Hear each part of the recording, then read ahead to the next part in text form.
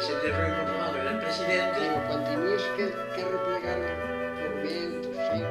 Tots els anys a la meva tirada, revisava igual, tancar les sacarers. Venía el polero, y el polero. Entonces els reixos eren els músics de la banda.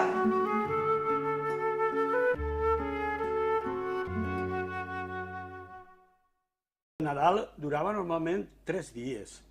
És a dir, el dia de Nadal, però el segon i el tercer dia, tenint en compte que fins que començaren a haver fàbriques, la gent era llauradora.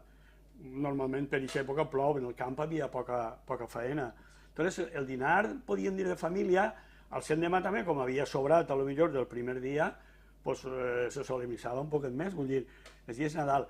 I una cosa curiosa, que molta gent de l'edat de la meva germana, és a dir, 80 i tal, un poc majors, sabran que se casava molta gent per Nadals. Per què? Per 2 raons. Una raó litúrgica. En temps d'Advent i en temps de Quaresma no se celebraven bodes. Bodes solemnes, podíem dir, de tot obert i tot, no. Eren temps de penitència i l'església, si podia ser, si no era molt urgent, desplaçava. Entonces aprofitaven Nadal i Pasqua i tal per casar-se. Però Nadal venia molt bé quan el poble era llaurador perquè no havia tanta feina en el camp. En l'escola, jo crec que com a molt, el quart dia de Nadal o aquesta setmana i poc més, no era festiu el dia de Reis, però estava separat de l'escola. Així, en València, la tradició de festes, quants dies eren? 3, que sí. són?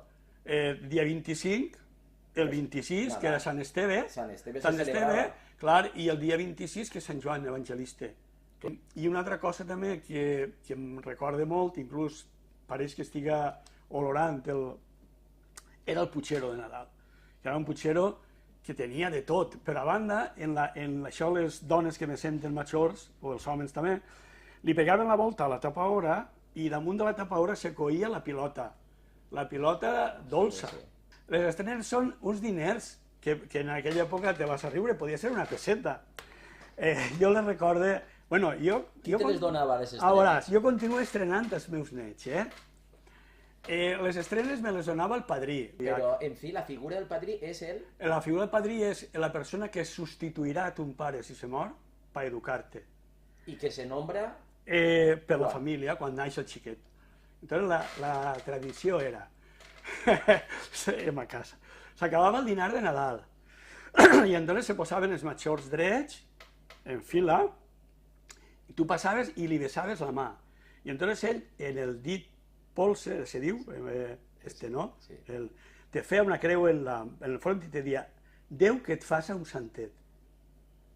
I entonces quan t'arribaves al padrí, o potser el padrí estava el primer que tots, te feia el mateix, tu paraves la mà i te caïa el que fora.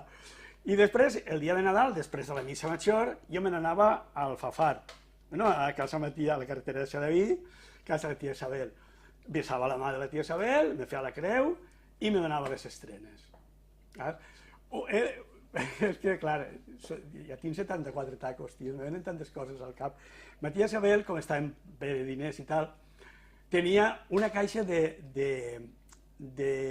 llimonades de coloreig del fabricant de Benetússer. Jo, quan acabava el catecisme els diumenges, a les 12 me n'anava. I li pegava un beso a la padrina i sempre bevia d'una llimonadeta de color. Sí, recorde, els padrins eren molt importants, entonces. L'aguinaldo que se donava el sereno... Sí, no, era com una... Així n'hi havia coses d'ixes? Sí, ton pare, i l'anterior i el cartero.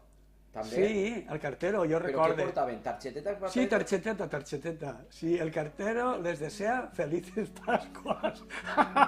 Sí, hòstia, que severes. Consistirà en la porta. Tu pare és que...